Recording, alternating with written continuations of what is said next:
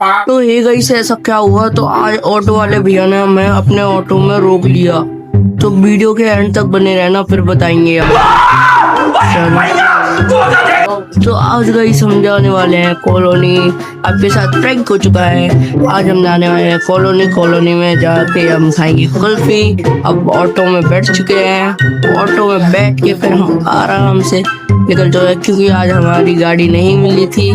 तो देखो हम कुल्फी खाने आए हैं रात के 12 बजे कोई। फिर हम आ जाएंगे घर। हम आ चुके हैं घर। फिर अमित भाई को हम छोड़ गए यहाँ पर। तो फिर मैं जाता हूँ घर। और फिर मैं लाया था मम्मी के लिए कीपैड मोबाइल, क्योंकि घर पे मोबाइल नहीं था। तो कमेंट में बताना गाइस मेरी वीडियो कैसी लगती है। और मैं रेगुलर वीडियो नहीं डाल पा रहा, उसके लिए माफी चाहूंगा। ये मेरा ब्लॉग आने वाला है आज शाम को 6 बजे।